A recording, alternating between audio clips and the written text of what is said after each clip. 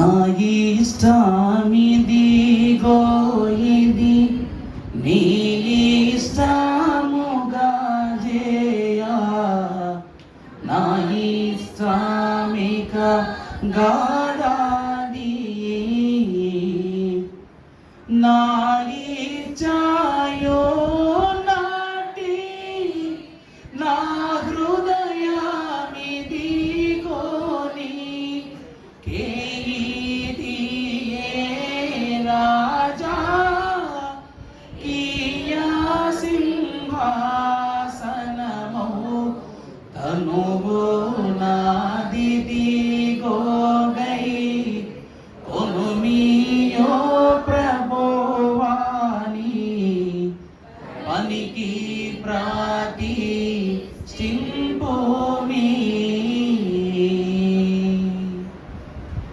దైవేష్ఠులారా, దేవ పరిపూర్ణత ఆశీర్వాద దినమున క్రీస్తు ఉన్నతమైన నామము తండ్రి మనందరకును ఈ దినమును అనుగ్రహింపజేసి మనందరినీ పరలోకపు మహిమ చేత నింపివేయును గాక. ఆమేన్. దేవుని యొక్క మహాఘనమైన కృపను బట్టి ఈరోజు ప్రభు సంస్కారపు ఆదివారము ఈ మోషే సుఖోపవాస ధ్యానముల కార్యక్రమములు ప్రారంభమైనప్పుడు మీకు తెలియజేసినటువంటి మర్మం ఏమిటి అంటే, ఇది 6 రాతి బాణల యొక్క స్థితికి కనపరచబడిన మర్మం అని చెప్పాను. ఈరోజు మనకు 5వ వారం, అంటే కనాను వివాహములో ఉన్నటువంటి ద్రాక్ష రసము లేక 3 బారిన 6 రాతి బాణులకు దేవుడు ఏమిస్తూ ఉన్నారు అనగా సమృద్ధిని ఇస్తూ ఉన్నారు. లోకమనేటువంటి స్థితి నుండి పరలోకమనేటువంటి ద్రవము చేత నింపబడుటయే సమృద్ధి. దైవజనులైన దేవదాసయ్య గారు ప్రభువు యందు ఈరోజు పుచ్చుకునే ఈ పరిశుద్ధమైన విందట పరలోకమునకు చేరుటకు ఒక వారధి అన్నారు. దేవుని వాక్యాన్ని మనము ధ్యానము చేసుకున్నట్లయితే పరిశుద్ధ లేఖన భాగములో నుండి మహాగణుడు, ప్రతిష్ఠితుడు, సర్వోన్నతుడైన దేవదేవుడు, మనకు బాగా పరిచయం ఉన్న దావీదు కీర్తన 23వ అధ్యాయము ప్రారంభము నుండి చదువుకున్నట్లయితే, యెహోవా నా కాపరి, నాకు లేమి కలుగదు, పచ్చిక గల చోట్ల ఆయన నన్ను పరుండజేసి ఉన్నాడు, శాంతికరమైన జలముల యొద్ద ఆయన నన్ను నడిపించుచు ఉన్నారు. చాలమ్మా, చిన్ని ప్రార్థన చేసుకుని వాక్య వర్తమానములోనికి వెళదాం. మహాపరిశుద్ధుడు అయిన మా ప్రియ పరలోకపు తండ్రి, సర్వోన్నతుడ, సర్వాధికారి, స్తోత్రములు. ఈ దినమున నీ పావనాత్మకమైన దివ్య దర్శనములను కనపరచు ఈ ప్రభు సంస్కార ఆదివార ఆరాధన దినమున ఈ ఆగస్టు మాసములో తొలకరి జల్లుల యొక్క అనుభవము, ఎంత అనుభవము! నీ పరిశుద్ధ రక్తముతో మేము తడుపబడుటయు అంతయ్య అనుభవము. రానున్న వారము నీ తైలముతో తడపబడుటయు అంతే గొప్ప అనుభవం. ప్రభువా, ఇటు అనుభవములు మమ్మలను పెంచుటకు గాను ఈ దినము విననై ఉన్న వాక్య వర్తమానమును మీరే మా ఆత్మ స్థాయికి అనుకరింపజేసి దీవించి మహిమ పొందుమని యేసు క్రీస్తు ప్రభు వారి పరిశుద్ధ నామమున మిక్కిలి వినయముతో బ్రతిమలాడి వేడుకొనుచున్న మా ప్రియ పరలోకపు తండ్రి, ఆమేన్. దైవజనులు ఒక అద్భుతమైనటువంటి చరణాల్లో రాస్తూ, క్రొద్ది నరులము దిద్దిమము నీ యొద్ద చేర్చుము,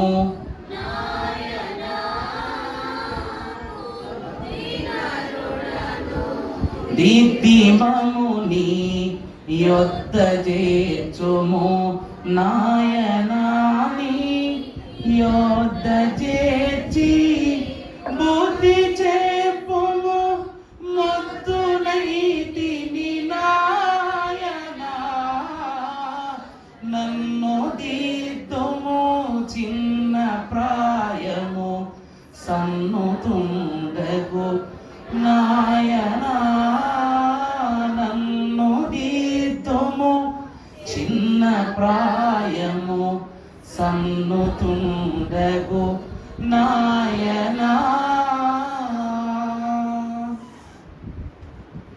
దైవజనులే స్వయముగా అంటున్నటువంటి మాట, దేవుని ఎదుట మనకు మనమే చెప్పుకొనుచున్న మాట, మనం ఏ నరులము? క్రొత్తి నరులము.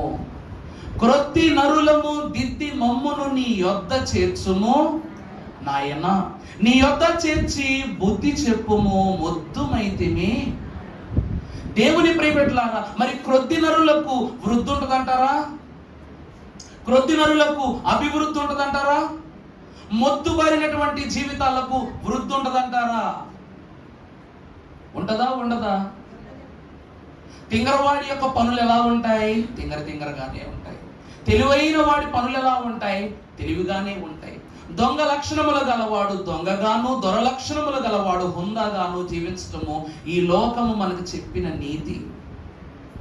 విశ్వాసులట క్రొత్తి నరులుగా ఉంటేనే దేవుడు మనల్ని దిద్దుతాడు, ఆయన యొద్ద చేర్చుకుంటాడు, ఇంకా మన యొక్క ఆలోచన గతి తప్పితే బుద్ధి చెప్తాడు. దేవుని ప్రియబిడ్డలారా, అందుకే వాక్యం అంటూ ఉంది, తనను తాను తగ్గించుకొనువాడు హెచ్చింపబడును. ఇవి నిర్గమాకాండ ధ్యానములు. యెహోవా ఆశీర్వాదము యొద్దకు వచ్చిన మనకు ఈ నిర్గమాకాండములలో సుఖ ఉపవాసములు దేవుడిస్తున్నారు, కానీ మనము చేయవలసినది శ్రమతో కూడుకున్న ఉపవాసమే. పరిశుద్ధ లేఖన భాగంలో మీరు చూసినట్లయితే మత్తయి సువార్త 14వ అధ్యాయము 17వ వచనము నుండి మనం చదువుకుందాము. వారు ఇక్కడ మన యొద్ద 5 రొట్టెలను 2 చేపలను తప్ప మరేమీ లేదని ఆయనతో చెప్పిరి. మరి ఏమీయూ లేదని వారితో చెప్పిరి. చాలండి. ప్రభువునందు దేవుని ప్రియబిడ్డలారా, ఇప్పుడు ఈ వాక్య భాగాన్ని మనము 3 ఆశీర్వాదముతో అభివృద్ధిలోనికి తీసుకుని రావాలట. మన తండ్రి గారు అంటున్నారట, శిష్యులైనటువంటి వారి మాట చూడండి, ప్రభువా మన దగ్గర ఈ 5 రొట్టెలు ఈ 2 చేపలు తప్ప మన దగ్గర ఇంకా ఏమీ లేవని ప్రభు యొద్దకు వచ్చి విన్నపం పెట్టుకుంటున్నారు. అంటే వారి దగ్గర ఆహారము క్రొద్దిగా ఉందా, వృద్ధిగా ఉందా, సమృద్ధిగా ఉందా? క్రొద్దిపాటి ఆహారం. ఈ ఆహారం అట ఇప్పుడు ముందు వృద్ధి చేయబడాలి, తర్వాత సమృద్ధిగా పంచిపెట్టబడాలి. దేవుని వాక్యములోనట ఈ క్రొద్ది, వృద్ధి, సమృద్ధి అనేటువంటిది మన బాడీలో ఉన్నటువంటి విశ్వాసంతో పోల్చబడిందట. ఈరోజు ఫోన్ కొనుక్కుంటాం, ఎంత అద్భుతమైన ఫోన్ అయినా కావచ్చు. మొదట్లో కొన్నప్పుడు షాప్ వాడు ఏమంటాడో తెలుసా? సార్, ఈ ఫోన్ చాలా జాగ్రత్తగా వాడాలండి, ఈ ఫోన్కు దీనికి ఇచ్చిన కంపెనీ ఛార్జర్ తప్ప డూప్లికేట్ ఛార్జర్స్ కొనకూడదు, ఇందులో ఉన్నటువంటి సెల్స్ ఏవైతే ఉంటాయో, ఈ యొక్క ఫ్లూయిడ్ సిస్టమ్ ఏదైతే ఉంటుందో, ఛార్జ్ సిస్టమ్ ఏదైతే ఉంటుందో ఏమైపోద్ది?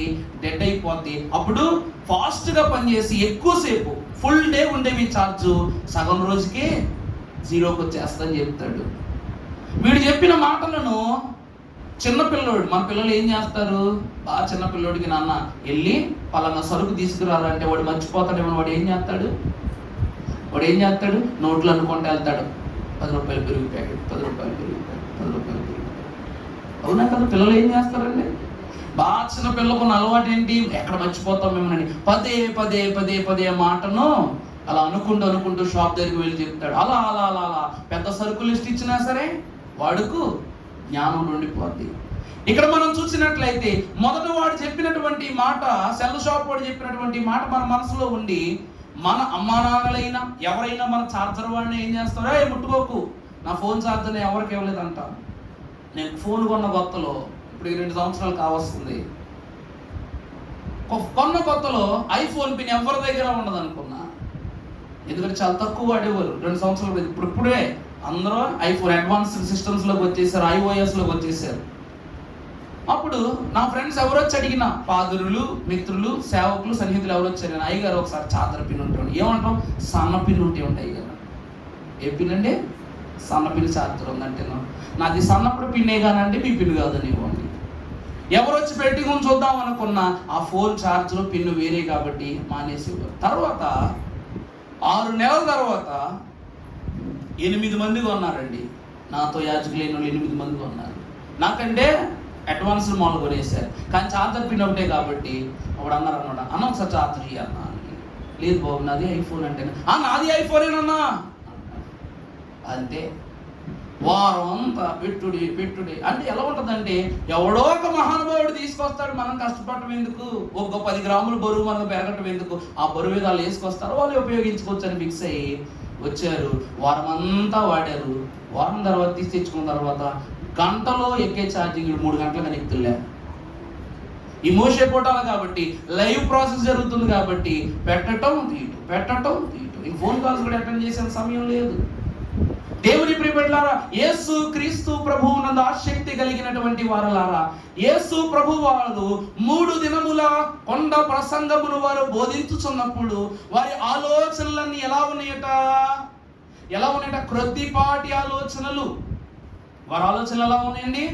క్రొద్దిపాటు. అందుకే వారు ఏమంటున్నారు అంటే, ప్రభు యొద్దకు వచ్చి, ప్రభువా ఇంతమంది ఉన్నారు నాయన, 3 రోజులు దేవుని మహిమ చూచిన వారిలో సందేహము క్రొద్దిగా వారిని ఏం చేస్తూ ఉంది? సందేహ పెడుతూ రోదన పెడుతూనే ఉంది. అప్పుడు ప్రభు, మీరే దీనిని వారికి పంచిపెట్టండి అని ప్రభు వారి శిష్యులకు చెప్పారు. వారి విశ్వాసము క్రొద్దిగా ఉండటం వల్ల వారు అనుకున్నారట, ఈ ఆహారము ఎంతమందికి సరిపోద్ది? పరిశుద్ధ లేఖన భాగములో ఈరోజు మనము నేర్చుకొనబోయే పరిశుద్ధ పాఠము క్రొద్ది, వృద్ధి, సమృద్ధి. ఏమిటండి? మొదలు చెప్పండి. క్రొద్ది, వృద్ధి, సమృద్ధి. పరిశుద్ధ లేఖన భాగములో నుండి మహాభక్తుడైన తొలి అధ్యక్షుడైన యెహోషువ రాసిన గ్రంథము 5వ అధ్యాయము 12వ వచనము మనం ఒకసారి చదువుకుందాము. మరునాడు వారు ఈ దేశపు పంటను తినుచుండగా మన్నా మానిపోయెను. మన్నా దొరకకపోయెను. ఆ సంవత్సరము మొదలుకొని వారు కనాను దేశము యొక్క పంటను, ప్రభునందు దేవుని ప్రియబిడ్డలారా, 430 సంవత్సరాలు ఎంగిలి భోజనం పెడితే ఏమీ మాట్లాడకుండా అదే గొప్ప అని అన్నట్లుగా వాళ్ళు తినేశారంట. ఇశ్రాయేలు ప్రజలు 430 సంవత్సరాలు వారికి ఎందులో పెడితే అందులో, ఎలా పెడితే అలా ఫరో పెట్టినటువంటి ప్రతి ఆహారాన్ని కళ్ళకద్దుకుని మరి తిన్నారట. అలా ఉండేసరికి దేవదేవుడు అంటూ ఉన్నారు, మీకు నేను పరలోకమే అతిశయపడే అద్భుత భోజనాన్ని మీ కొరకు కురిపిస్తూ ఉన్నానని దేవదేవుడు తొలిసారి ఆకాశ వాకిట్లను విప్పి మన్నాను ఈ లోకమునకు అందించినట్లుగా మనం చూస్తూ ఉన్నాం. ఈ మన్నా దేవుని ఏర్పాటును బట్టి 40 దినములు వీరి కొరకు ఇవ్వబడిన తరువాత ఎక్కువ కూర్చుకున్న వాడికి ఎక్కువగా లేదు, తక్కువ కూర్చుకున్న వాడికి తక్కువ కాల. ఇలాంటి ఆహారము వారికి ఉన్నంతసేపు దాన్ని తిన్నారు. ఎప్పుడైతే మన్నా ఆగిపోయిందో అప్పుడు ఏ పంట తింటున్నారట? కానాను పంటను తింటూ ఉన్నారు. దేవుని వాక్యం అక్కడే వ్రాయబడి ఉంది. ఎక్కువ కూర్చుకున్న వానికి ఎక్కువ కాలేదు, క్రొద్దిగా కూర్చుకున్న వానికి క్రొద్ది కాల, తక్కువ కాల. ఈ మన్నా అనేటువంటి ఆహారమును దైవజనులు అన్నారు క్రొద్దిపాటి ఆహారము అన్నారు. ఏ ఆహారం అండి ఇది? క్రొద్దిపాటి ఆహారం అన్నారు. పరిశుద్ధ లేఖన భాగములో కీర్తనల గ్రంథము 78వ అధ్యాయము 24వ వచనం మనం ఒకసారి చదువుకున్నట్లయితే, ఆహారమునకై ఆయన వారి మీద మన్నాను కురిపించెను, ఆకాశ ధాన్యము వారికి అనుగ్రహించెను. దేవదూతల ఆహారము నరులు భుజించిరి. చాలండి. ప్రభువునందు దేవుని ప్రియబిడ్డలారా, మనము నిర్గమాకాండము 33వ అధ్యాయము ప్రారంభములో మనము చూసినప్పుడు దేవదేవుడు వారిపై విపరీతమైన కోపమును పుట్టించుకుని, ఇక ఇశ్రాయేలు ప్రజలైనటువంటి వారి బాధ్యత నాది కాదు, మీదే బాధ్యత మోషే, నువ్వే తీసుకుని వెళ్ళు, నేను మీ ప్రయాణములో నేను మీ వెనకాల రాను, మీతో రానని చెప్పగానే, అదేంటి నాయన నువ్వు రాకపోతే ఎలా అని ప్రభువుని అడిగినప్పుడు, వీరి దౌష్ట క్రియలకు, వీరి పాపపు చర్యలకు నేను కోపం తెచ్చేసుకుంటాను. ప్రభు ఏమని చెప్పారు సినాయి పర్వతం మీద? ఇశ్రాయేలు ప్రజలు దారి తప్పి పాపమును కొడిగట్టుకున్నారు గనక వీళ్ళందరినీ నేను నశింపజేస్తాను, నిన్ను గొప్ప జనముగా చేస్తానన్నారు. ఇప్పుడు తర్వాత మరొక అవకాశం ఇచ్చినప్పుడు ప్రభు అంటూ ఉన్నారు ఏమిటి అంటే, నేనైతే వీళ్ళని కనాను దాకా తీసుకువెళ్ళను, హోరేబు పర్వతము దాకా దేవుడు ఎలా వచ్చారంటే పగలు మేఘస్తంభము వలె, రాత్రి అగ్ని స్తంభము వలె ప్రభువే వారి యందు ఉండి, దైవజనం అన్నట్లు నీకు తోడై ఉంటిని, నీ మనవిని ఆలించియుంటిని. ఈ హోరేబు పర్వతము దాకా వీరికి దేవుని యొద్ద నుండి రానిది లేదు. కానీ హోరేబు కొండ మొదలుకొని వీరు పడని తెప్పలేవు. అర్థమవుతుందా అండి? రెండు దశలు కనబడతాయి మనకి ఇశ్రాయేలు ప్రయాణములో. హోరేబు పర్వతములు దాటి వీరు అరణ్యములోని, సీను అరణ్యములోనికి వీరు ప్రవేశించి సెయ్యేరు మన్యము గుండా ఏషావు సంతతి వారి స్వాస్థ్యములు, ద్వితీయోపదేశకాండం 3వ అధ్యాయంలో మనం వారిని చూస్తాం. ఇశ్రాయేలీయులు యాకోబు సంతతి వారు. ఈ సంతతి వారికట దేవుడు క్రొద్దిపాటి ఆహారాన్ని ఇచ్చినప్పటికీ దానిని వారు ఏమంటూ ఉన్నారు? కొత్తిమీర గింజవలే, దూది ముక్కల వలె కనబడుట చూచి ఆ ఆహారమునకు వారు పేరు పెట్టగా దేవుడు ఒకానొక సమయాన్ని ఆకాశ వాకిట్లను మరలా మూసివేశారు. ఏమైపోయింది? మన్నా ఆగిపోయింది. ఆ తర్వాత నుంచి మీరు ఏ పంట తినటం మొదలు పెట్టారంట? కనాను దేశము యొక్క పంటను తినటం ప్రారంభించారు. దేవుని ప్రియబిడ్డలారా, ఆకాశము నుండి వచ్చిన మన్నా గొప్పదా, కనాను పంట గొప్పదా? చెప్పండమ్మా. మన్నాయి గొప్పదా? కరెక్టా? కంప్యూటర్ గారు లాక్ చేయమంటారు. ఏమండి? కంప్యూటర్ గారు లాక్ చేయమన్నాం. దేవుని ప్రియబిడ్డలారా, మరలా కీర్తన గ్రంథం 78వ అధ్యాయం 24 వచ్చి చదువమ్మా. ఆహారమునకై ఆయన వారి మీద మన్నాను కురిపించెను, ఆకాశ ధాన్యము వారికి అనుగ్రహించెను, దేవదూతల ఆహారము నరులు భుజించిరి. చాలండి. ఆకాశ ధాన్యము వీరికి ఇవ్వబడింది. ఈ మన్నా ఎప్పుడైతే ముగిసిపోయిందో కనాను ధాన్యమును వీరు భుజిస్తూ ఉన్నారు. దేవదూతల ఆహారమును ఎవరు భుజించారు? నరులు భుజించారు. నాకు ఒక మాట చెప్పండి అమ్మా. మనం తినే ఆహారము జంతువులకు పెడతాం. జంతువులు తినే ఆహారం మనం తింటామా? తమిందని నేను చెప్పేది అలాగే తప్పుగా అనుకోబాకండి. వాస్తవంలోకి వెళ్ళటం కోసం ఉదాహరణ వివరం చెప్తున్నా. ఆకాశ ధాన్యముగా చెప్పబడుతున్న మన్నా ఏదైతే ఉన్నదో అది పరిశుద్ధమైన ఆహారము కాదు. దేవుడు ఆకలి తీర్చడానికి వారికి ఆహారం ఇచ్చారే గాని ఈ ఆహారము వల్ల వీరికి పెరిగిన ఆయుష్కాలము లేదు, తగ్గిన ఆయుష్కాలము లేదు. 40 దినాలు వాళ్ళ వయసు అలాగే ఆగిపోయింది. ఐగుప్తు రామశేషు మొదలు పెట్టి కనాను చేరే వరకు వీరి వయసు ఏమైపోయింది? అలా ఆగిపోయి 40 సంవత్సరాల వయసు అక్కడే ఆగిపోయింది. ఏ రోజు మొదలు పెట్టారు ప్రయాణం అక్కడే ఆగిపోయిందంట. ఆ తరువాత వీరి యొక్క శరీరము మీద ధరించుకున్న దుస్తులు కూడా వాడబారని వస్త్రాలు ఉండిపోయి, పాదాలు అరగనటువంటి పాదరక్షలతో నిండిపోయి ఉన్నాయి. తెచ్చుకున్న ఆహారము అయిపోతూ ఉన్న ఒక్కరైనా బలహీనతతో చచ్చిపోయారా? దేవుని కోపమునకో లేక దేవునికి వ్యతిరేక పనులు చేసి చచ్చిపోయారు తప్ప కరువుతోనూ కీటకాలతోనూ ప్రభువు వారిని చంపలేదు. దేవుని దైవజనులు అంటూ ఉన్నారు, 40 సంవత్సరాల ఆహారమును భుజించినటువంటి మన్నా క్రొద్దిపాటి దీవెనని వారికి ఇచ్చింది. కానీ 430 సంవత్సరాలు ఫరో దగ్గర ఆహారం తిన్నారు వీళ్ళు. ఎవరి దగ్గర తిన్నారమ్మా? ఫరో ఆహారం తిన్నారు, ఐగుప్తు ఆహారం తిన్నారు. కానీ వాడు శ్రమ పెట్టాడు, కరువు పుట్టించాడు, బాధ పెట్టాడు, ఇబ్బంది పెట్టాడు, చంపాడు, నరికాడు. అయినా ఇశ్రాయేలీయులు తగ్గిపోయారా? మిక్కిలి ప్రబలిరి అని దేవుని వాక్యం చెప్తుంది. దేవుడిచ్చిన ఆహారమును భుజించిన ఇశ్రాయేలీయులు కనానుకు వెళ్ళేసరికి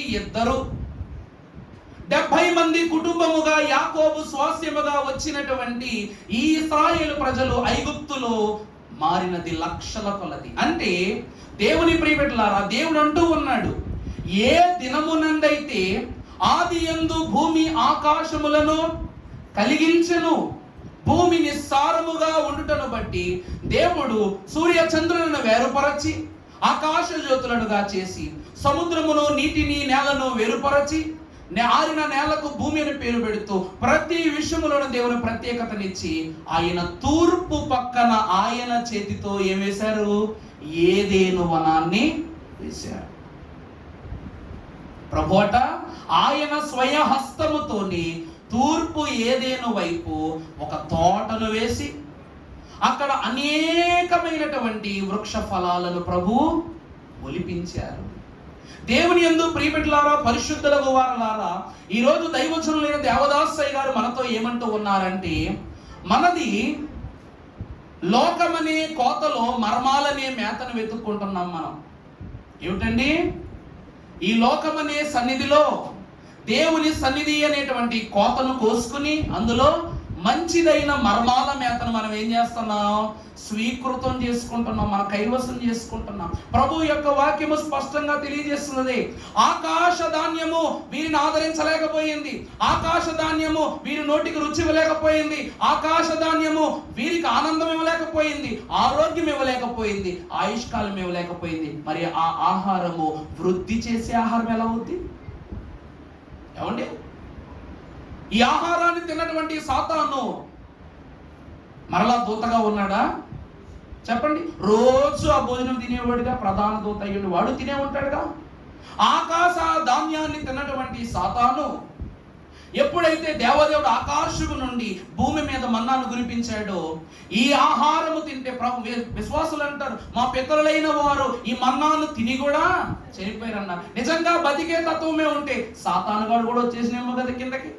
వచ్చి అంత ఆహారాన్ని క్రొద్ది చేసుకున్నాడు, క్రొద్దిగాల వృద్ధిగా తిన్నవాడికి వృద్ధి కాల అన్నట్లుగా అంత ఆహారాన్ని వాడు తినుంటే వీరు కూడా బ్రతుకుండేవాడేమో, వీడికి కూడా చావు ఉండకపోనేమోగా. మరి వాడు ఎందుకు రాలేదంటే వాడికి సర్వము తెలుసు కనుక. ఎందుకంటే ఈ ఆహారములో ఏమున్నదంటే అసంతృప్తి ఉన్నది.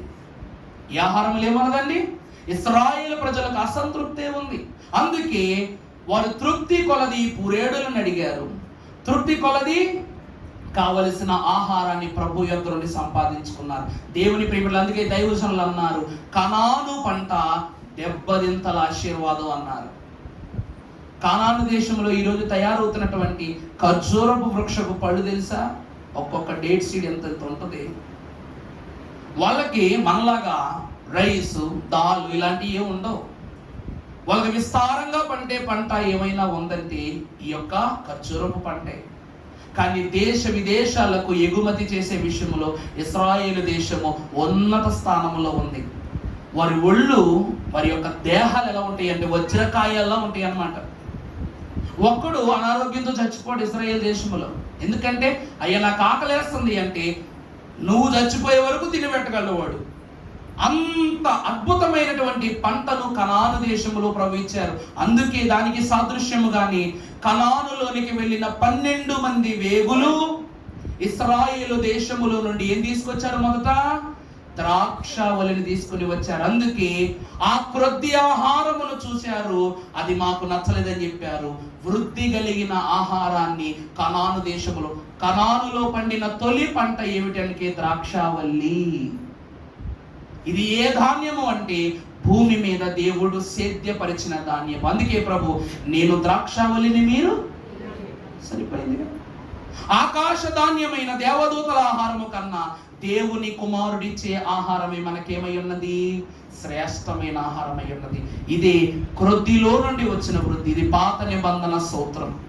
అంత మాత్రమే కాక మీరు చూసినట్లయితే పరిశుద్ధ గ్రంథము నుండి సంఖ్యాకాండము 11వ అధ్యాయము 11వ అధ్యాయము 7వ వచనం చదవమ్మా. మన్నా కొత్తిమీర గింజ వలె ఉండెను, చూపునకు అది బోలము వలె ఉండెను. జనులు తిరుగుచు దానిని గూర్చుకొని తిరుగుట విసిరిలేక రోట దంచి పెనము మీద కాల్చి రొట్టెలు చేసిరి. చాలమ్మా. నిర్గమాకాండము 16వ అధ్యాయం 35వ వచనం. ఈ ఆహారాన్ని వీళ్ళు రకరకాలుగా భుజిస్తున్నారట.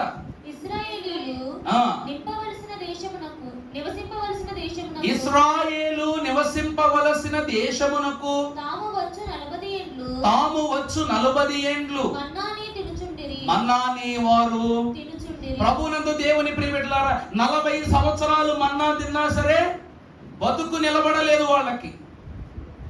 ఈ రోజంట ఒక మంచి కథ ఉందని నా దగ్గర. ఒక చోటట అన్ని జంతువులు కూడి, అన్ని పక్షులు కూడి ఎడుతున్నాయి అంట. అన్ని పక్షులు కూడి ఎడుతున్నాయి అంట. అందులో ప్రతి పక్షి ఏడుస్తూ ఉంటే అందరూ అనుకున్నారని, ఎందుకురా ఏడుస్తున్నారు మీరు, ఏముందిరా అంటే, రే మనం ఎక్కడ దొరికితే అక్కడ మనల్ని పట్టుకుని హోటళ్ళకు తీసుకుపోయి అది ఇది ఇది అంటూ మనలను వేయించుకుని తినేస్తున్నారా. కౌజు పెట్ట ఫ్రై, కౌజు పెట్ట ఏపుడు, ఇంకా ఇంకా ఇంకా ఇంకే పేర్లు పెట్టేస్తారు. అప్పుడట కోడి ఆనందపడుతూ నవ్వుతుందట. ఏమిటండి? కోడి ఆనందపడుతూ నవ్వుతుందట. అరే నేను మాత్రం మీ లిస్టులో లేనంటరా, నన్ను మాత్రం మీరు వీళ్ళు తినరా అంటరా అని అడిగితే అప్పుడంట ఈ కోడి ఆనందపడుతూ నవ్వుతుంది చూసి ఈ పక్షులన్నీ, ఈ తోటి పక్క ఉన్నటువంటివన్నీ, ఏంది మనకి ఘోరం, వీడేంటో నవ్వుతున్నాడు ఏంటని చెప్పేసి ఆలోచన చేస్తూ ఉంటే అప్పుడు అన్నారట, ఈరోజు ప్రతి ఒక్కరికి పేరు పెడతాం, మనం ప్రతి ఒక్కరికి పేరు పెడతాం, కానీ కోడికి మాత్రం చచ్చాక పేరు పెడతాం మనం. తెలుసా మీకు? కూర చేసుకుంటే కర్రీ, ఫ్రై చేసుకుంటే చికెన్ ఫ్రై, దమ్ చేస్తే చికెన్ దమ్ బిర్యానీ, స్టఫ్ అది ఇది ఏదో మాట్లాడతారు కదా, అలా మాట చికెన్ 65, చికెన్ 777. అంటే మెనూ కార్డు మొత్తం అట్లకి ఓపెన్ చేస్తే చికెన్ పొడుగు ఐటెంలు ఎక్కువ ఉంటాయి. ఈ కోడి ఆనందపడుతుందంట, నేను బతికున్నప్పుడు ఒక గుడ్డెక్కడానికి తప్ప దేనికి ఉపయోగపడను, చచ్చాక ఇంతమంది ప్లేట్లు ఇన్ని పేర్లతో నేను సర్వ్ చేయబడుతున్నా. ఏ హోటల్కైనా వెళ్ళి చూడండి అమ్మా, ఏ హోటల్కైనా వెళ్ళి చూడండి. పప్పు దాబాలు అయితే మన వల్ల కాదు, కానీ ఈరోజు పప్పు దాబాల్లో కూడా నాన్ వెజ్ కామనే. చికెన్ పెట్టినోడు ఎవడైనా ఉంటాడా? ప్రత్యేకంగా మన క్రైస్తవుల కోసమే ఆనాడు పూరేళ్ళు పుట్టిన ఇశ్రాయేలీల కోసం, మన కోసమే చికెన్ పుట్టింది అనమాట. ఆ రోజు ఇశ్రాయేలీలు పూరేళ్ళు అడిగారు, మనం ఏం అడుగుతున్నాం? చికెన్ అడుగుతున్నాం. బిర్యానీ లేనిదే పండగ ముందుకు పోదు, పలావ్ లేనిదే పండగ ముందుకు వెళ్ళనివ్వం. దేవుని ప్రియబిడ్డలారా, ఇక్కడ మనము చూసినట్లయితే ఇశ్రాయేలీలకట లోకం అంటుందట, ఈ మన్నాను తినకుండగా మీరు కనానుకు వెళ్ళలేరు అని అన్నారట. మన్నాను తిన్నారు, కనానుకు వెళ్ళారు, అంతవరకునే. 40 సంవత్సరాలు తిన్న మన్నా వారిని నశింపజేసింది. కానీ కనాను యొక్క ధాన్యము, ఆకాశ ధాన్యము వీరిని నశింపజేసింది. భూలోక ధాన్యము వీరిని ఏం చేసింది? విస్తరింపజేసింది. యెహోషువ, కాలేబులు ఇశ్రాయేలు ప్రజలలో ఆ 40 సంవత్సరాలు ఎవరైతే పుట్టారో పెరిగారో అందరూ చనిపోయారని అనకూడదు. అక్కడే పెళ్లిళ్ళు జరిగాయి, ఎంతో మందికి బిడ్డలు కన్నారు, కాపురాలు ఎన్నో జరిగి విస్తరించేవారు విస్తరించారు, నశించేవారు నశించిపోయారు. ఈ పిల్లలందరినీ తీసుకొని కనానులోనికి వెళ్ళినప్పుడు మొట్టమొదట వారు ఎదుర్కొన్నది ద్రాక్షావల్లి, దేవుని ఆహారము. ఆహారమును వారందరూ పంచుకుని తొలి అడుగు కనానులోనికి వేసి అక్కడ నిత్యమైనటువంటి ఆశీర్వాద ఆహారాన్ని వారు తిన్నారు. దేవుని ప్రియబిడ్డలారా, క్రొద్ది చేసుకున్న వాడికి క్రొద్ది కాలేదు, ఎక్కువ కూర్చుకున్న వాడికి ఎక్కువ. కానీ యేసు క్రీస్తు ప్రభు వారి యొక్క ఆహారము తక్కువ ఎక్కువ అని ఉండదు. అప్పుడు చెప్పాను, గుర్తుందా మీకు? ఓ చోట కార్యక్రమానికి వెళ్ళాను, సంస్కారం ఏమన్నారు. ఆయన నాతో పాదిరైనడే కానీ తండ్రి గారిని బట్టి, తాతగారిని బట్టి, పెద్దండ్రి గారిని బట్టి ఈ అనుభవాలే కాస్త మనకు వచ్చు కాబట్టి ఆయన బాగా కొత్త సేవలు ఆయనతోనే, ఆయన జనరేషన్తోనే ప్రారంభం. అయ్యారు మీ క్రమం తెలుసు కదండి, ఏంటంటే ఆయన టిక్కులు పెట్టారు. మరి చదివించడం మొదటిసారి తడబడిపోతారు కాబట్టి మీరు చేయండి అయ్యారు, నేను మిమ్మల్ని చూసి నేర్చుకుంటాను. క్రమం అంతా అయిపోయిన తర్వాత సంస్కారం ఇవ్వండి అనగానే ఇంత పెద్ద పళ్ళు పెట్టుకొచ్చారనమాట. ద్రాక్షరసం గ్లాసులు, ఒక్కొక్క గ్లాసు ఇంత ఉంది ఏకంగా. మీకు మామూలుగా చిన్న గ్లాసులో ఇస్తే ప్రార్థన చేసుకొని తాగడానికి ఎంత ఏం పడుద్ది? 1 నిమిషం, నిమిషంన్నర పడుద్ది. మరి ఇంత జ్యూస్ బాటిల్లో తీసుకొచ్చినట్టు ఇంత గ్లాసుల్లో ద్రాక్షరసం వేసి తీసుకొచ్చాడు ఆయన. ఇంత పెద్ద బిందులో కలిపాడు అనమాట ద్రాక్షరసం. నాకు తెలిసి ఆ సతీష్ కుమార్ గారు కల్వరి టెంపుల్లో ఇచ్చేయచ్చు మనం బయటికెళ్ళి, అంతమంది కలిపి తెచ్చారనమాట. వీళ్ళందరికీ అయ్యా ఎందుకయ్యా ఇంత గ్లాసులు అంటే ఒక ఆవిడ ఇచ్చింది అయ్య గారు, ఇంకా నయం జబ్బుడు తీసుకురాలి ఒక్కొక్కలకి. వాళ్ళ గ్లాస్ తీసుకుని మనం ఎలా పెడతాం? ఎడం చేతిలో కుడి చేయి వేసుకుని ఇలా పట్టుకుంటాం, మన అలవాటు ఇది. వాళ్ళందరూ ఇలా పెట్టారనమాట, గ్లాస్ చేతిలో పెట్టారు. గ్లాస్ చేతిలో పెడితే మన గ్లాస్ చిన్నది కాబట్టి తాగేస్తాం. ఈ పెద్ద గ్లాస్ ఇలా పట్టుకోవడంతో ఎడం చేతితో పెట్టుకుంటే పాపం, కుడి చేతితో ఇలా తాగలేం కాబట్టి వాళ్ళ అవస్థలు పడతా ఉంటే దీవెనిచ్చేసరికి నాకు గంటం పోగొట్టిందండి. ఒక్కొక్కరు తాగటం దించటం, తాగటం దించటం, తాగటం దించటం. అయ్యగారు టీ ఏమన్నా తాగుతుంది గ్యాప్లను అడుగుతుందో తల్లిదండ్రులు. ఇంత సంతోషం. మరి ఇలా ఉంది పరిస్థితి. దేవుడిచ్చిన ఆహారము క్రొద్దిపాటిదైనను వృద్ధి కలిగినది, వృద్ధిగా ఉన్న దాంట్లో ఇచ్చినను క్రొద్దిపాటిది. దేవుని ప్రియమిట్లారా, మీకు మరొక వచనాన్ని నేను చూపిస్తాను. పరిశుద్ధ గ్రంథములో మీరు గమనించుకున్నట్లయితే, మహోన్నతుడు పరిశుద్ధుడైనటువంటి దేవదేవుడు లూకా రాసిన సువార్త 22వ అధ్యాయము 19వ వచనము 20వ వచనము. 22, 19, 20 చదువు. పిమ్మట ఆయన చెల్లించి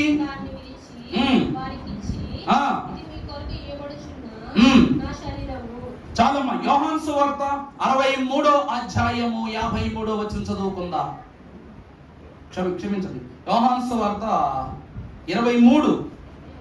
అమ్మా లూకా సువార్త 23, 33 చదువు. వారు కపాలమనబడిన స్థలమునకు వచ్చినప్పుడు ఆ నేరస్తులను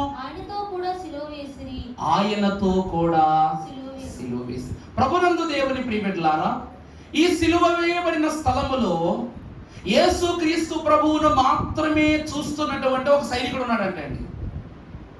యేసు ప్రభువును మాత్రమే గమనిస్తూ ఉన్న ఒక సైనికుడు ఉన్నాడట.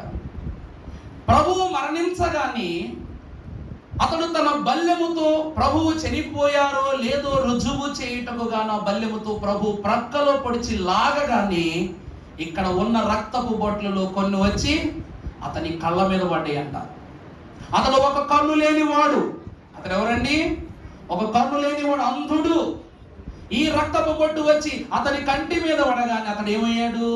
స్వస్థత పొందుకున్నాడు. ఇప్పుడు యెషయా గ్రంథము 63వ అధ్యాయము 53వ వచనం చదవమ్మా.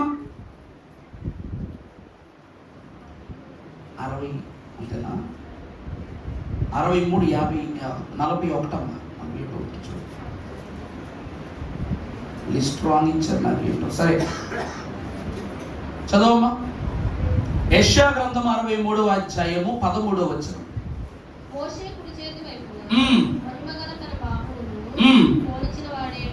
చాలమ్మా. దేవుని ప్రియమిట్లారా, అక్కడేమో కుడి వైపున దొంగ ఉన్నాడు. ఈ దొంగకు క్రీస్తు ప్రభు వారి యొక్క రక్తము తగిలిందా తగలలేదా? క్రీస్తు ప్రభు వారి యొక్క రక్తపు స్పర్శ కుడివైపు దొంగ పొందా లేదా?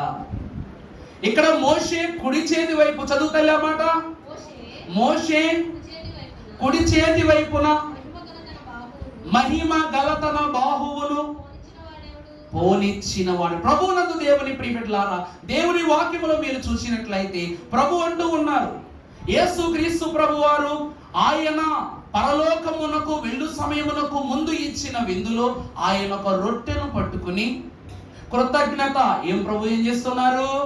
కృతజ్ఞతాస్తుతులు చెల్లించి దానిని వారికి ఇచ్చెను. దేవుని వాక్యమును బట్టి మనము చూసినట్లయితే యేసు క్రీస్తు ప్రభు యొక్క ద్రాక్షరసమును పొందుకున్న శిష్యులు ధన్యులే. ప్రభు యొక్క రక్తము స్వకీయముగా తన కంటి మీద పడి స్వస్థత పొందుకున్నటువంటి ఆ సైనికుడు ధన్యుడే. మరి ఈరోజు మన విశ్వాసమును బట్టి క్రొత్తి నుండి జీవాహారమైన ప్రభు యొక్క విందును మనం అందుకుంటున్నాం. మరి మనమెవరము చెప్పండి? అక్కడ మన్నా తిన్నోళ్ళు 40 సంవత్సరాలు సజీవంగా ఉన్నారు. ఈరోజు ప్రతి నెల తింటున్నాం మనం జీవాహారం. మరి మనమేమై ఉండాలి? ధన్యులమేగా. క్రొద్ది నుండి మనం ఏ దశలోకి వచ్చామండి? వృద్ధిలోనికి వచ్చేసాం. యేసు ప్రభువునందు ఆసక్తి కలిగినటువంటి వారలారా, ఈ రోజట మన బ్యాటరీ 50% ఛార్జ్ అయిందంటే యేసు ప్రభువు వల్ల. ఏమండి? ఆకాశ ధాన్యము 30 అయితే క్రీస్తు ప్రభు వారిచ్చినటువంటి ఆహారము ఎన్ని వంతులండి? 60 పంట అయింది. మరి మనకు కావలసినది ఎంత పంటో? 100 పంట మనకు కావాలి. దైవజనులే దేవదాసయ్య గారు అన్నారు, పరలోకపు ధాన్యమును తిననిచ్చు సమయమున యేసు క్రీస్తు ప్రభు వారిని ఆయన చెయ్యి పట్టుకుని ఆ స్థలానికి తీసుకుని వెళ్తారట. దేవుని వాక్యం బట్టి మనం చూస్తే మరుగయ్యున్న మన్నాను ప్రభు ఏం చేస్తారు? మీకు మన్నా కావాలా, జీవవృక్ష ఫలం కావాలా? మరి మన్నా ఎందుకు మనకి? ఈ మన్నా తినడం వల్ల మనకేమైనా కలిసి వచ్చిందా? కానీ జీవవృక్ష ఫలాలు తిన్నంతసేపు ఆదామవ్వలు జీవించారా లేదా? దేవుని ప్రియబిడ్డలారా, మరుగైన మన్నాను తిననిస్తానన్నారు. ఎవరండి తినేది మరుగైన మన్నాని? ఎవరు తినేది మన్నా? మనమేనా? ఓపండి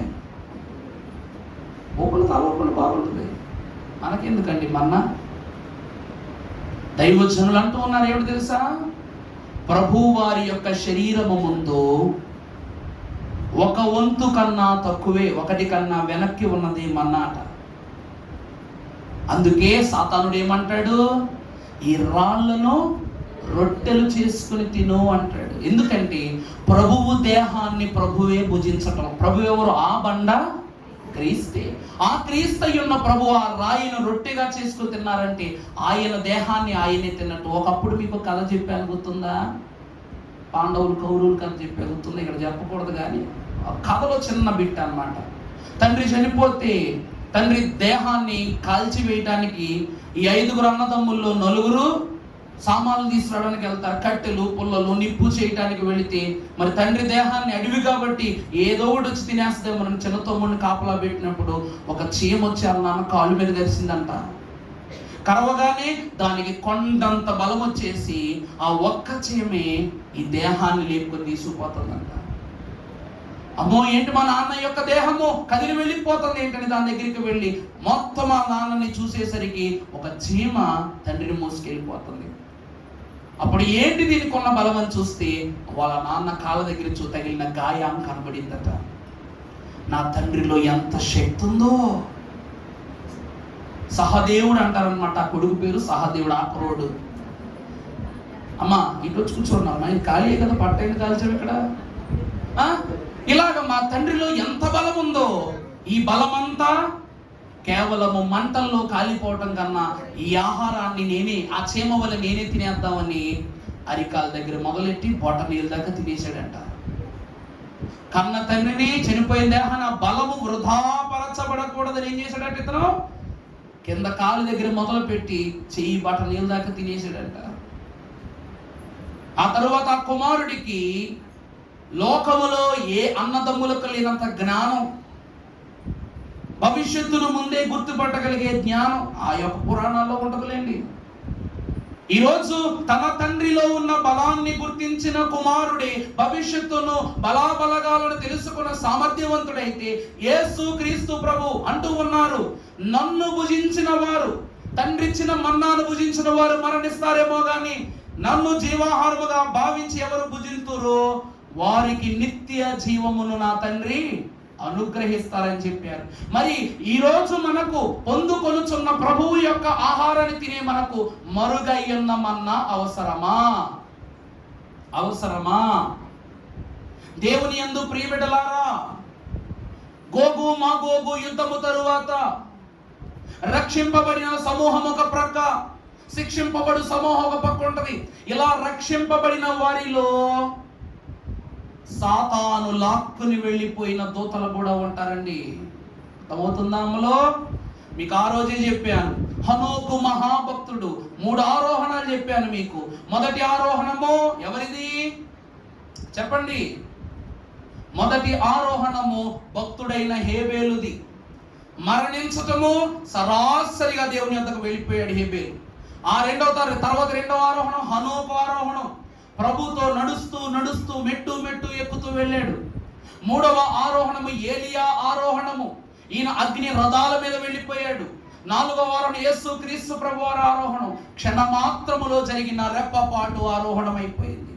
ఈ హనోకు ఆరోహణము నడుస్తూ వెళ్ళటం అంటే లోకాల మీద అడుగులు వేసుకుంటూ వెళ్ళిపోయాడు. ఈ అడుగులు శబ్దములో ఈ ప్రయాణములున్నట సాతాను ద్వారా నశించిపోయే దూతలు అక్కడ ఇక్కడ ఇక్కడ అక్కడ పడి ఉండడం చూసేశాడు. బైబిల్ గ్రంథంలో 66 పుస్తకాలు అంటారు అందరూ. 66 పుస్తకాలు పరిపూర్ణం కాదు. హనోకు కూడా ఒక పుస్తకం రాశాడు. చరిత్రకారులు చెప్పినట్లు అది 52 అధ్యాయాల పుస్తకం అంట. హనోకు గ్రంథం ఎన్ని అధ్యాయాలండి? 52 అధ్యాయాల పుస్తకం హనోకు గ్రంథం. భక్తుడైన ఇనోషు కూడా పుస్తకం రాశాడు, 11 అధ్యాయాల పుస్తకం రాశాడు. మరి అన్ని ఇందులో లేవు. ఎందుకంటే ఇనోషు పేరిట ఈ లోకములో ప్రార్థన ఆరంభమైంది. అంటే దేవునిని ఎలా వశపరుచుకోవాలో ప్రార్థనా పూర్వకంగా ఇనోషుకు తెలుసు. పరలోకానికి నడిచి కూడా వెళ్ళిపోవచ్చు అనే విషయం ఎవరో తెలుసు? హనోకుకు తెలుసు. ఈ మర్మాలన్నీ ఈ లోకానికి ప్రభు తెలియజేయకుండా మనకు రెండవ రాకడే స్వకీయ అలాగని దైవిక ఆరోహణంగా ప్రభు ఇవ్వటం కోసం ప్రభు ఏం చేశారంట? ఈ గ్రంథాలను మరుగు చేసేసారు. ఈ హనోకు మహాభక్తుడు ఏమని రాశాడంటే, ఆ పుస్తకాలలో, నేను మరుగు ఏం చెప్తున్నా, సొంత మాట చెప్పట్లేదు సుమా, ఆ చీలికలుగా పడి ఉన్న దూతలట అటు పరలోకమునకు చేరక, ఇటు నరకమునకు చేరక, ఇటు భూమి మీదకు రాక, అపవాదికి చెయ్యవ్వక, దేవునికి చెయ్యవ్వక, ఆ గోగు మాగోగు తీర్పు యుద్ధము కొరకు వారు చూస్తున్నారట. ఆ తీర్పులో దేవుని పక్షమున పోరాడి దేవుని రక్షణ కొరకు నిలువబడి దేవుని స్వాస్థ్యాన్ని వారు సంపాదించుకోవాలని ఆశపడుతున్నారు. ఆ దూతలకు మరలా దేవుడు ఏమిస్తాడు చెప్పండి? మరుగై ఉన్న మన్నాన్ని ఇస్తారు. దేవుడు అంటున్నారు, ఒక్క ఆత్మైనా నశించిపోవుట నాకు ఇష్టము. అది దూత అయితే ఏంటి, మనిషి అయితే ఏంటి? వృద్ధి అనేటువంటి మాట ఎవరికనగా మరుగై ఉన్న మన్నాను తినేటువంటి వారికి. ఇక్కడ క్రొద్దయింది. పరలోకములోనికి వెళ్ళినప్పుడు సమృద్ధిగా వారు ఆహారాన్ని భుజించవచ్చు. మనకు మాత్రము జీవవృక్ష ఫలాలే. అర్థమవుతుందండి? ఇక ఆఖరిగా మీరు చూసేసరికి ఇప్పుడు నేను మిమ్మల్ని అడుగుతాను ప్రశ్న, ప్రభువు దగ్గరికి ఎన్ని చేపలు వచ్చినాయి? ఎన్ని చేపలు? చేతులు చెప్పించండి. 2 చేపలు వచ్చినాయి. ఎన్ని రొట్టెలు వచ్చినాయి? 5 రొట్టెలు వచ్చినాయి కదా. ఇప్పుడు ప్రభు దగ్గర ఆహారము క్రొద్దిగా ఉందా, వృద్ధిగా ఉందా, సమృద్ధిగా ఉందా? క్రొద్దిగా ఉంది. దీనిని ప్రభువు ఆశీర్వదించి శిష్యులకు ఇచ్చినప్పుడు ఈ ఆహారం ఎలా మారిపోయింది? వృద్ధిగా మారిపోయింది. దీనిని తన యొక్క బిడ్డలైన 5,000 మందికి పంచి పెట్టగా ఆహారం ఎలా మారిపోయింది? సమృద్ధిగా మారిపోయింది. సమృద్ధిగా మిగిలిపోయిన ఆహారం ఇంకా ఎన్ని గంపలు ఎత్తబడ్డాయి? 12 గంపలు. ఈరోజు నేను మీకు ఇంత గ్లాసులో ద్రాక్షరసం ఇస్తా, ఎంత రొట్టె ఇస్తా, కానీ అది నీ ఆకలి తీరుస్తుంది అనుకుంటే నా దగ్గర ఉన్న బాక్స్ మొత్తం ఇచ్చేసినా సరిపోదు. మీకు నా దగ్గర ఉన్న ద్రాక్షరసం మొత్తం కల్పించినా సరిపోదు. కానీ నా చేతిలో ఉన్నది నా ప్రభువు. నాకు మాట చెప్పండి, ఏలియా ఎడారిలో కరువు స్థితిలో ఉన్నప్పుడు కాకి రోజు బకెట్టెడు అన్నం మోసుకొస్తుందా? దాని నోటికి ఎంత అందితే అంతే. ఇది దేవుడు నా కోసము పంపించిన ఆహారం అని ఏలియా భావించాడు. కాబట్టి కరువు ఉన్నంత కాలము అతడు సమృద్ధిగానే బ్రతికాడు. ఏలియాలో ఒక నరము క్షీణించలేదు, ఒక తలంపు క్షీణించలేదు, ఒక ఆలోచన క్షీణించలేదు. రోజు తీసుకుని వచ్చి మనుషులందరికీ ఆహారం పంపేసిన దేవుడు కాకికి మాత్రం ఎందుకు కాకుండా ఉంచాడంటే, దేవుడు కాకోలముతో కూడా మాట్లాడాడంట. ఎందుకంటే ప్రియబిడ్డలారా, మొదట కాకిని పంపించాడు నోవా, పంపించాడు లేదా? పంపిస్తే తిరిగి వచ్చిందా? ఆ రోజు అదేమైందట, వెనక్కి తిరుగు రాలేదు. కాబట్టి ఆ నిందను మోస్తూ ఉన్నదట. ఆ నిందను తుడిచిపెట్టుటకు గాని ఏలియాకు 2వ పర్యాయము దాన్ని తాను రుజువు చేసుకున్నట కాకి. దేవుని ప్రియబిడ్డలారా, కాకులు లాక్కు తింటాయి కానీ ఎప్పుడు ఎవరికి పెట్టవు, పిల్లలకు కూడా కాకులు పెట్టవు. కానీ అలాంటి కాకి దేవుని యొద్దకు ఆహారము పట్టుకొని వచ్చింది అంటే, దేవుని ఆహారాన్ని తన నోట పట్టుకొని ఏలియాకు అందించింది అంటే ఎంత మర్మము చూసారా? వృద్ధైన ఆహారాన్ని దేవుడు ఏలియాకు 3.5 సంవత్సరాలు. ఈరోజు మన చేతిలో ఉన్నది రొట్టె, కానీ అది ప్రభువు. మన చేతిలో ఉన్నది చిన్నపాటి ద్రాక్షరసమే, కానీ అది ప్రభు యొక్క రక్తము. దేవుని ప్రియబిడ్డలారా, అది తెలియక చాలా మంది ఏం చేస్తారు? ఆర్టిఫిషియల్ ప్యాకింగ్ చేస్తారు. కొంతమంది ఏం చేస్తారు? టీవీ స్క్రీన్లో చెయ్యొద్దండి, గ్లాస్ పట్టుకోండి. ఏంటది? ప్రభువుకు మాత్రం చెప్పడం తెలియదా? అంత పొడుగు డైనింగ్ టేబుల్ ఉంది, శిష్యులందరూ పక్క కూర్చుంటే ప్రభు వారి దగ్గరికే వచ్చి ఇది నా ఆహారం, ఇది నా దేహం అని ప్రభు ఎందుకు పంచారు? ఆయన ఒక రొట్టె విరిచి మీరు రొట్టె విరవండి, ఆయన తిని మీరు తినడానికి సరిపోయేదిగా. ప్రభువే స్వయముగా ఆయనే వచ్చెను, ఆయనే వడ్డించెను, పూర్తి చేశాను. మన దైవజనులకు ప్రభు అన్నారు లేదే మాట, అన్నారా లేదండి? బైబిల్ మిషన్ యొక్క భవ్య చరిత్ర వినరంటే, దేవాలోకము నుండి ధన్యవాయువులు కొన్ని దేవదాసుని గదిని దర్శింపవచ్చే. అలాగనే దేవుడు కూడా పరలోకపు మహిమ చేత దైవజనం దర్శించి ఆయనే పాత్రనిచ్చెను, పూర్తి యోధాకు అందలేని ఆ పాత్ర ఎవరికి దక్కింది? మన తండ్రి గారికి దక్కింది. మరి అంతటి అనుభవములో, అపోస్తుల తత్వములో పరిశుద్ధుడని చెప్పబడినటువంటి మన దైవ జనుని యొక్క అంతస్తు క్రీస్తు శిష్యులలో ఒక భాగం అవటం ఎంత ఘనత చూసారా మనకి. ఈరోజు దేవుని ప్రియబిడ్డలారా, క్రొద్ది నరులము దిద్ది మమ్ము నీ యొద్ద చేర్చుము నాయనంటే, ఆయన యొద్ద చేరితే వృద్ధి వచ్చినట్లే కదా. నీ యొద్ద చేర్చి బుద్ధి చెప్పుము మొద్దునైతిని. ఇప్పుడు మొద్దుగా ఉన్న నన్ను నువ్వు మేధావిని చేసేసావు. బుద్ధులా ఉన్న నన్ను బుద్ధి చెప్పి దరి చేర్చుకున్న అభివృద్ధిలోనికి తీసుకొచ్చావు. అందుకే వృద్ధుని బిడ్డలు వృద్ధిలోనికి వస్తారని చెప్పారు. మనం వృద్ధుని బిడ్డలమే. ఈరోజు వృద్ధిలోనికి వచ్చేసాము. రేపు అభివృద్ధి అనేటువంటి సమృద్ధిలోనికి మనము దేవుని రాకడలోకి వెళ్ళిపోతున్నాం. అది మరుగ జయించిన వానికి ఇచ్చే మన్నా, మరుగైన మన్నా. జయించేదంటే ఒకరే జయించేది? దూతలు జయించాలి, లోకము జయించాలి, సమస్త మృతుల భక్తులు జయించాలి. దేవదూతలు మనుషుల ఆహారమును భుజించారు. ఎప్పుడు? లోతు కాలములో మహాభక్తులైన లోతు గారు దారి గుండా వెళుతున్న ఇద్దరు దూతలకు ఇంటికి పిలిచి ఆతిథ్యం ఇచ్చినప్పుడు ఆహారం భుజించాయి. దూతలు మనుషుల ఆహారం భుజించారు. అలాగే మనుషులు కూడా దూతల ఆహారాన్ని భుజించారు. క్రీస్తు ప్రభువారు ఆయన శరీరాన్ని మనకు అందించారు. ఆయన పునరుద్ధానుడై వచ్చిన తరువాత ఆయన ఒక చేప ముఖ ఉంటే నాకు ఇవ్వు అని అడిగారు. ఇక్కడ ప్రభు ఇవ్వటం, ప్రభు మనకివ్వటం, ఇలా రెండు పర్యాయాలు క్రొద్ది వృద్ధి జరిగింది. కానీ సమృద్ధిలో ఎలా ఉండదు. ప్రభువుతో కలిసి మనం ఏం చేస్తాం? ఆహారం తింటాం. మనం ఆయనకు వడ్డిస్తాం, ఆయన మనకు వడ్డిస్తారు. ఒకే పళ్ళ మీద ఒకే తత్వముతో, ఒకే మనస్సుతో ఒకే ఆహారాన్ని భుజిస్తాం. దైవజనులు ఇందులో ఏమంటున్నారు? విందుకో నన్ను తోడుకొని వెళ్ళును, యేసు విందుకో నన్ను ఎత్తుకొని వెళ్ళును, పెండ్లి విందుకో నన్ను తీసుకొని వెళ్ళును, విందులో నాదు సుగంధము వ్యాపించి నిండు నందైన క్రీస్తు నందేయుండును చాలు, విందుకో నన్ను తోడుకొని వెళ్ళును, యేసు విందుకో నన్ను ఎత్తుకొని వెళ్ళును. ఆ విందట, విందులో రాజు కూడా నీతో కూర్చుంటాడు. ఆ రాజు ప్రక్కనే నువ్వు కూర్చుంటావు. నీదు సుగంధము వ్యాపించి ఇందు నందైన క్రీస్తు అందే యుండును చాలు. దేవుని ప్రియబిడ్డలారా, మరి మనకు మన్నాలు ఎందుకు? ఈ లోకములో అది ఇది ఇది అనేటువంటి తత్వాలు ఎందుకు? దేవుని వాక్యమని ఖడ్గము చేత సాతాను ఎదిరిస్తున్నాం. దేవుని ఆహారము, దేవుని యొక్క మహిమ అనేటువంటి ఆహారము చేత మనలో ఉన్న పాపాలను, దోషాలను అన్నింటినీ ఎదిరిస్తున్నాం. ఈ మోషే సుఖోవస్థలో నాకు అనారోగ్యం వచ్చింది. చాలా మంది అనారోగ్యవంతులు ఉన్నారు ఇక్కడ. కానీ గాడి పడకూడదని ఏం చేస్తున్నారు? ముందుకు దూసుకొచ్చేస్తున్నారు. చెప్పరంతే. మరి తైలాభిషేక పండుగలో సాక్ష్యాలు ఉంటే ఎంతమంది లేచి చెప్తారో నాకైతే తెలియదు. మరి నేను చెప్పుకోవాలి సాక్ష్యం. దేవుని ప్రియబిడ్డలారా, పరిశుద్ధమైన దేవుని మాట ఈరోజు నీకు ఆరోగ్యాన్ని ఇచ్చేస్తుంది.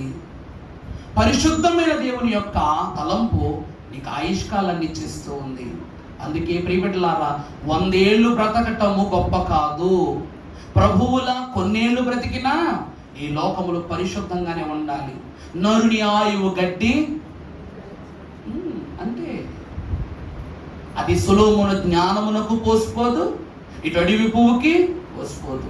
దేవునిలో బ్రతికితే క్రొద్ది కాలమున్న సమృద్ధి కాలములోనికి మనము తప్పక నడిపింపబడతాం. అట్టి దీవెన త్రిత్వ దేవుడు మనకు దయచేయును గాక. పరిశుద్ధుడానికి స్తోత్రములు. నాయనా, మన్నా అనే కృతి నుండి క్రీస్తు అనే వృద్ధిలోనికి, రేపటి దినమున జీవాహారం అనే పరలోక అభివృద్ధిలోనికి మనల్ని నడిపించు దేవానికి స్తోత్రములు. ఈ దినమున నాయన, ఇశ్రాయేలీల వలె మన్నాను దాటి ఈరోజు జీవాహారమైన నీ వృద్ధిలో బ్రతుకుచున్నాము నాయన. మా తండ్రి గారు అన్నట్లు మాకు సమృద్ధి క్షేమము తథ్యము, అభివృద్ధి తథ్యము, నీ ఆశీర్వాదములో మేము పెంపార చేయబడుట తథ్యము కనుక సమస్త ఈవులను మాకు అనుగ్రహించిన నీవే జీవన దాతవై మమ్మలను వెలిగించి నడిపించి బ్రతికించుమని దయగల వాక్యాహారమయ్యున్న యేసు నామములు మిక్కిలి వినయముతో బ్రతిమలాడి వేడుకొనుచును మా ప్రియ పరలోకపు తండ్రి. ఆమేన్. ప్రభు మనందరినీ దీవించి ఈ రోజు అభివృద్ధినిచ్చే పరిశుద్ధ ఆహారమును మనందరం అనుగ్రహింపచేయును గాక. ఆమేన్. ఆదివారం ఆరాధన కానుక సమర్పణ జరిగించుకుందాము. ఆ తదుపరి పాద శుద్ధీకరణ కార్యక్రమము, ఆ తరువాత ప్రభు సంస్కార ఆరాధన.